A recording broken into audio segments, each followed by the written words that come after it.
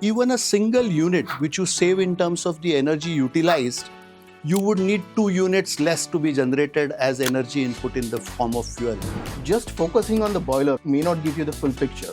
A small action of not trying to manage the quality of steam could have a complete detrimental impact. 20% of the energy actually simply goes away in the condensate, and if we recover that, you're going to get an additional advantage, that much less fuel being spent while generating the steam.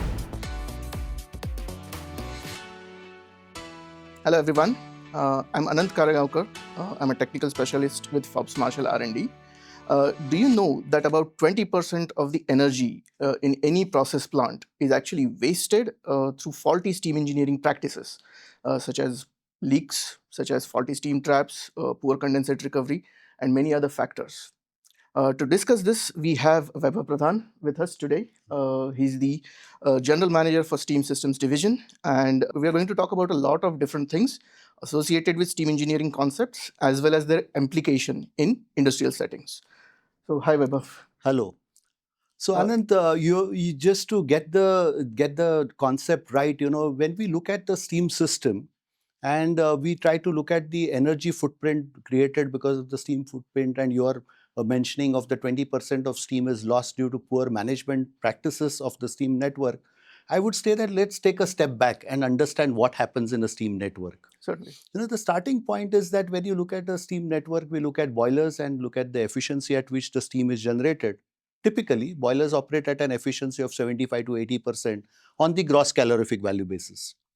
Now, if you look at it in terms of the energy input to the steam generated, we are saying that that means if you have fuel, it is getting converted into 0.75 units of steam, which is then getting carried away into the process network.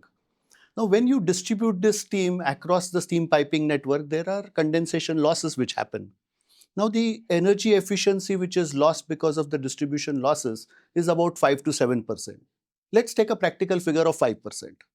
If we go ahead with that basis, then we would be left with about something like 0.7 units of steam, which is actually reaching the process utilization area. If we now focus on the energy which is available in steam, it is in the form of sensible heat and latent heat. Now, what happens is when you are exchanging energy to the process, the latent heat plays its role, whereas the condensate is removed out of the network. So 20% of energy is typically what is present in the flash and condensate circuit. So you are left with something like 0.5 units of energy which is finally being utilized in the network for which steam was generated in the boilers. Now, most utility managers focus on the parameter that we have to look at the boiler efficiency at which it is generating steam, what are the parameters associated with the efficiency at which I am really utilizing the energy footprint of the fuel which I am using. However, we have to understand that if we look at the utilization network, even a single unit which you save in terms of the energy utilized, you would need 2 units less to be generated as energy input in the form of fuel. Absolutely. Now, that's something which we will have to really look at when we look at the dynamics of the steam network and what is the energy equivalence which we should focus our attention towards. So I would say that while it is important to look at steam losses, it is important also to look at where is the energy footprint vis-a-vis what is the energy input which is required to generate this steam. Yeah, so I think what you're trying to say is if you're looking at energy savings or energy conservation in a process plant, just focusing on the boiler or the boiler house may not give you the full picture. Right. Correct. So let me follow up on that. So according to you, what are the key challenges in terms of management of steam systems in a typical plant, for example? So if we again look at the basics of what it takes to really manage a good steam network, is to really look at it in terms of 4 basic parameters. The first is how do you really look at the design and engineering of the steam network. Right. Second is to look at which are the products and the ancillaries which are going into the steam system, which actually have to give a robust performance. The third is to really look at what are the maintenance and operating practices which a plant is undergoing when it looks at the overall uptime of the steam network. And the fourth and the most crucial today in terms of what energy managers are all focused about is diagnostics and trying to understand what is it playing in terms of the performance indicators which are key for the steam system. So if we go back and look at the first point which I made a mention on is design. If we have to look at design of a steam network, there are certain good steam engineering practices which really focus on some of the thumb rules. The golden thumb rule is that you should generate and distribute steam at the highest possible pressure. You should utilize steam at the lowest possible pressure to meet the product temperature requirements. So if we follow certain golden rules of good engineering practice, it is something which gives us a good sustainable starting point to really look at building a good steam and condensate network. On the second hand, if we look at how are we trying to manage such a network, it is crucial that maintenance is a very important facet to really bring robustness and reliability to the steam system. So it is crucial that we are really ensuring that the strainers, isolation walls, air vents, steam traps, you made a mention about it, are really managed and maintained at a regular frequency. Many a times we try to really look at certain aspects of the steam network like pressure and temperature controls, flow measurement devices, because they are really giving us the benefits in terms of what we see as process parameters. However, a small action of not trying to manage the quality of steam could have a complete detrimental impact on the process efficiency at which you are trying to get the energy input to the process. And that's where it is very crucial that you start looking at products which are robust. You try to invest in products which are ahead of time, because that's like a capital expenditure, which is a one-time cost, but that can give you a complete operating analysis advantage in terms of the overall steam energy footprint. The most significant factor which is now focused today is the whole area of diagnostics, and I made a mention about it that that's the in thing today. We are looking at key performance indicators on the steam network. When you look at diagnostics, it is very crucial that we have to be adapting this to the process team needs. And if that is not done, then most of the energy is lost in just trying to get all the diagnostics and parameters at a single centralized platform, which we call as the management information system.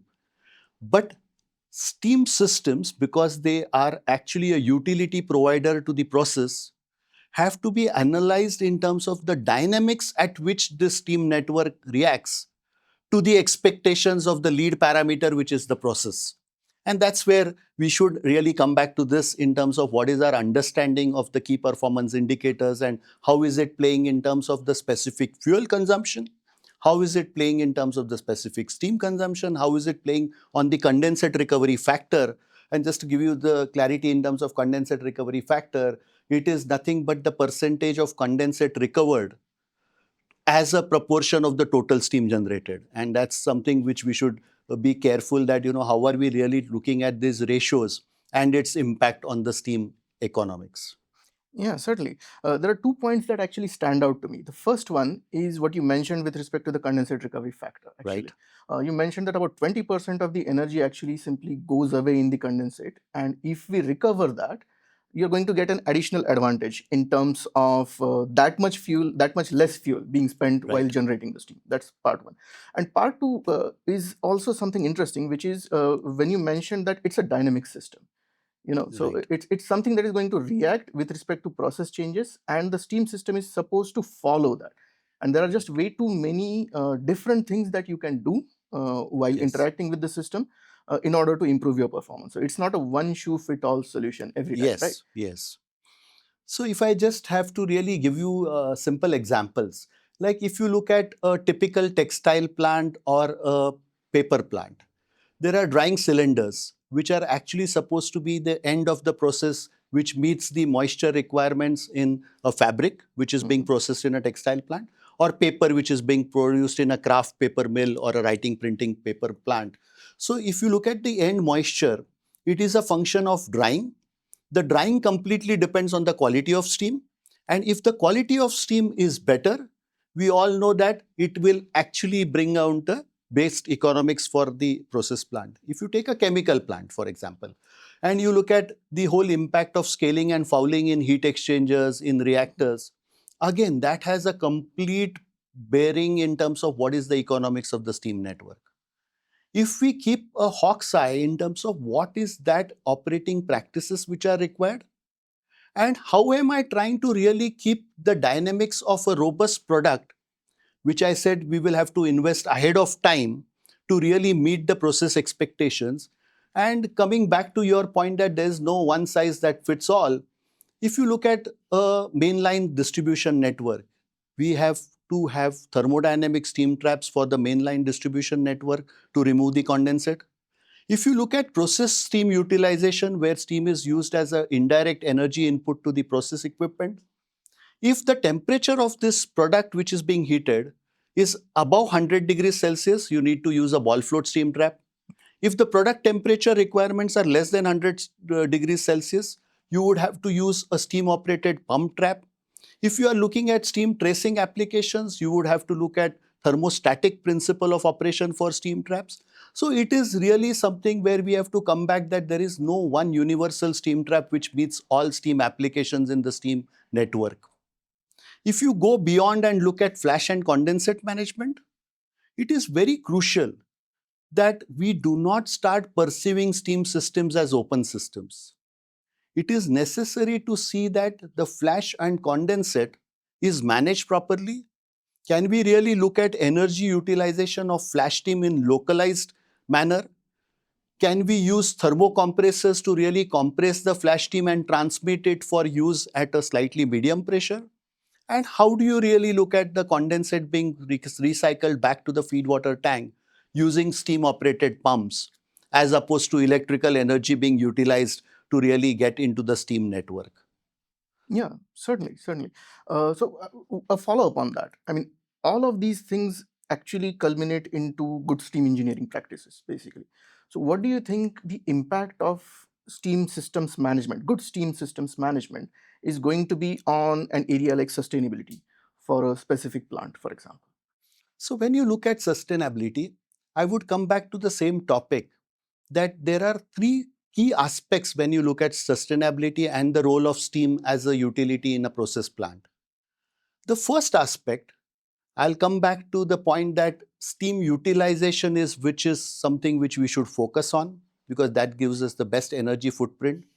So what is the actual need for steam in a process plant is either for drying or for heating. In such cases, it is very crucial to look at what is the specific usage of steam as opposed to just trying to focus on availability of steam at the right point of usage. So if you look at the specific steam consumption, it is nothing but the ratio of the kg of steam used per kg of product produced. Right. It's a very important parameter to really look at how we are utilizing the energy. That's the first point. The second point is to really look at what is the expectation of the steam at the process utilization end. So are we really allowing temperature overshoots, undershoots to happen? Are we really having heating cooling circuits where steam is going to come in and play the role when it is not supposed to play the role and we have a loss in terms of energy footprint there? That's the second aspect where we should really focus on what is the process need and how are we really trying to optimize something on the upstream of the equipment, which is trying to really look at correct pressure controls, temperature controls, and how are we trying to look at condensate evacuation at an equipment level to really get into the best energy footprint. So we have to really look at a ratio which is called as the steam energy factor, which defines the energy requirement for equipment basis the losses which otherwise can take shape in the form of either radiation, either in the form of more consumption in the form of pressure and temperature controls not being in place, or improper condensate evacuation. So that's the point number two. And the point number three, which I would always say, is that how are you trying to really get the dynamics of the process parameter?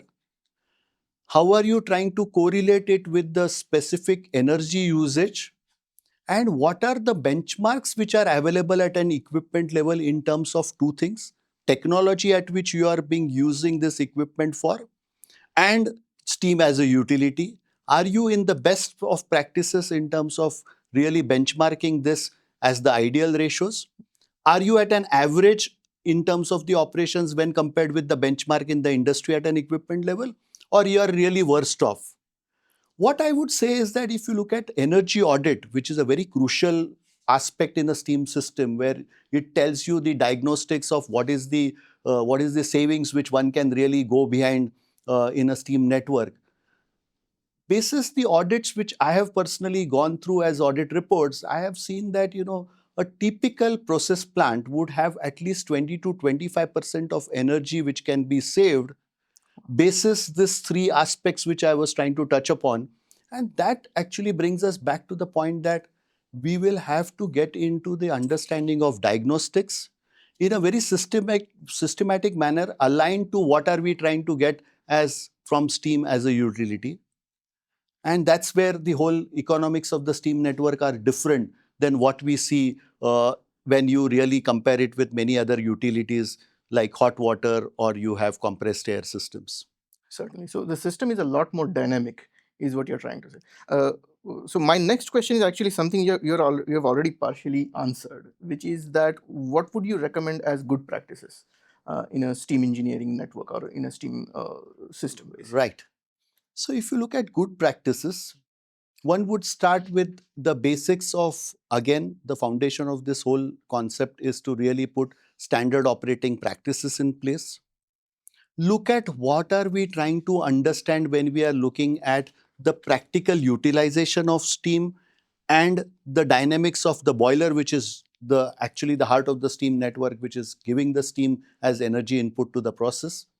And the third important aspect is to look at how are we trying to manage the flash and condensate network, bringing back to the topic that are we really doing the proper feed water tank management system?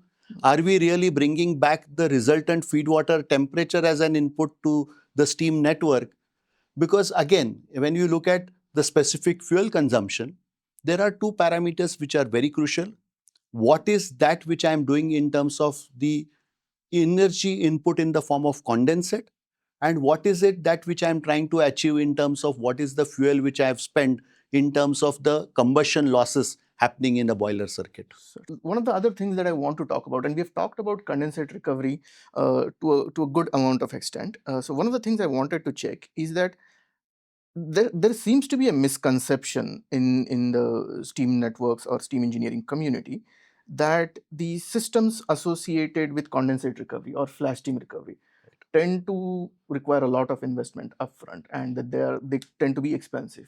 Okay, and there are many other myths like that. So my question to you would be, what are your thoughts on these? And based on your experience, have you noticed any other examples where you have observed similar myths, for example? So I would say that if you look at the first part of the question and where it is coming from, I would say that many a times when you look at cost economics in a steam network, you tend to look at the actual capital spend which is done on a steam network and what is the return on investment. While we do that, it is very important to look at sustainability today as a very important facet. And I would just say that, if you look at the current scenario, post the pandemic, the cost of fuel, which is primary input for generation of steam in a boiler, has gone up by almost 40%. So the cost economics today are far more favorable what probably they were few years back. That's point number one. The point number two is to really look at sustainability, which goes much broader. We have to really look at what is the ESG guidelines which the companies are now getting into, and how are they playing as a role when we look at condensate management.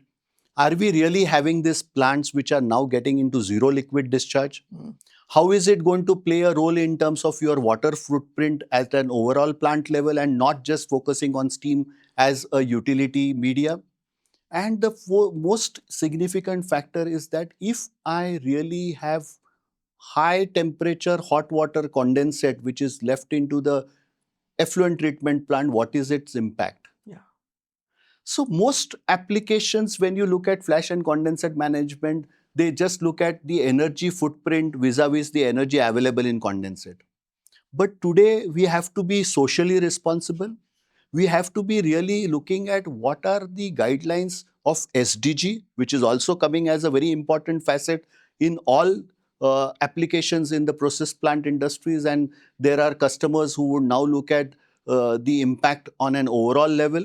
So I think we should be mindful about what we are doing today vis-a-vis what would have been okay to really look at when we were looking at steam systems maybe 5 years or 10 years back. Yeah, so I think this ties back to the point that you earlier mentioned, which is that the steam systems tend to be dynamic. Right. So an improvement in one segment can have ripple effects in multiple Yes. segments. I mean, that's the example that you get. And each of these will also have a cost benefit associated with. Absolutely. Yeah. So any other myths such as these? So One of the based things on your which experience. I would say is that many a times we tend to spend a lot of energy in terms of data assimilation, is what I said some time back. I said that it's good to really look at a centralized management information system. I would say that there is a need of the hour to really look at what are we trying to get out of the steam network. We are trying to get out three things, I would say again. The first is to really look at a robust uptime. The second thing is to really look at a proper management of economics of the steam network. And third, you've been also trying to guide me towards the thought process that it is a dynamic world. So the flexibility of the steam systems to go beyond what we are doing today in the manufacturing plants. So if you look at these three factors, it is very crucial that we come back to the basics of what are the key performance indicators, how is it playing vis-a-vis two things. One, what is the domain knowledge which we have about the steam system? And how are we looking at the dynamics of these parameters? How is it playing in terms of sustainability as a measure of effectiveness? And what do we have to do to go and invest ahead of time again to look at sustenance as a service from experts who bring expertise to the steam and condensate network? And if we start looking at this aspect, that can I get into sustaining my parameters, then can we really have a robust step forward when you are looking at the expected flexibility and dynamics to meet the customer level challenges which we have from a production plant. In that aspect, do you think technology has a role to play? Typically, the Sure. new technologies that are coming in with respect to digital technologies, the data sciences areas, and so on, as well as what do you think the future outlook of this technology would look like? So, what are the future trends Right. that you would say you would predict from your side? So I would say that if we look at first and foremost, we would have to get into IoT, Hmm. Internet of Things. It is the most important facet today in any networking process. We will have to be mindful that while I said that steam plays the role of a utility, most industries today are price sensitive in terms of their operations. Yeah. And anything which we do at the bottom line is actually very important for the health of the business. So if we go from this thought process of Internet of Things to what can AI, artificial intelligence, bring to the business, I would again say that there are two things which we would have to really be mindful about and watch how the steps go forward. One is in terms of how can we really make this steam network go towards lower carbon footprint on one hand, and on the second hand we will have to really watch and how can the whole machine learning processes, the engagement of ML with artificial intelligence play a role in terms of predictive analysis of the steam network. What will enable me to be futuristic in terms of taking small but concrete steps to really look at, can I really isolate networks as and when I require and not have networks which are on the steam network just because water is the primary source of steam and it's a cheap utility. Gone are those days when we can really get into that myth and try to work forward on that. So how do you really keep the machine learning to really keep the predictability of demand of the process, to really keep the dynamics of the response of the steam network to the process requirements? So that's, I think, is the newer trend, and we will have to be mindful that when you go ahead, would you really like the products to speak to you? Would you really have now pressure and temperature control valves uh, telling you as diagnostics that this is what is the predictive maintenance which is required for the components? Steam traps, we made a mention that there is no universal steam trap. How are you really trying to manage the technology in terms of monitoring of steam traps?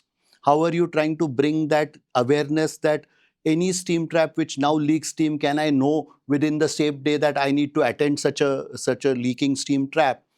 These factors would play a very crucial role, given that the cost of manpower is going to go up, the cost of fuel is going to go up, and primarily the energy footprint requirements basis the water itself being used in the plant is going to be challenged going forward. Yeah, so it basically encompasses a lot of different Right. aspects. But just AI coming in on the top is not the complete solution. You have Yes. to have the entire spectrum, okay, right from Right. the core products all the way to IoT networks and so on and so forth. Right. So that's actually an interesting take on this. So in terms of steam networks in any process industry, one of the key things to understand is that there are no solutions which are just fit and forget, or there are no solutions which are just one shoe fits all. If you want to run a Steam system, or if you want to run a Steam network effectively, you're going to have to understand it well. You're going to have to find out products and equipment and methods, maintenance practices, and so on, which are going to help you make the system better, optimize it better, and ultimately give you better and better results in terms of Steam utility. Any investment that goes into specifically capital investment, for example, into Steam network components or equipments, or even energy audits, services like that, are actually going to identify areas for you which are specifically which are going to have their own benefits, which then subsequently trickle down in terms of a payback. Just to give you an example, and not only that, they're going to have an impact on not just the primary system, but all the associated systems, such as the ETP plants, such as the cooling towers, and so on and so forth. Finally, coming to the new age technologies, and a journey from core products all the way to the ML systems or AI systems have multiple layers in between them, and each of these layers has to be effectively captured. They have to be robust enough so that they will deliver the necessary performance, and that's where you can really leverage the potential of future technologies that are going to come in. So with that, I would like to thank Vaibhav for his Thank you. time. Thank you. I hope you found it insightful. I request you to please subscribe to the podcast. I'm sure it is going to be a valuable learning going forward for you. Thank you.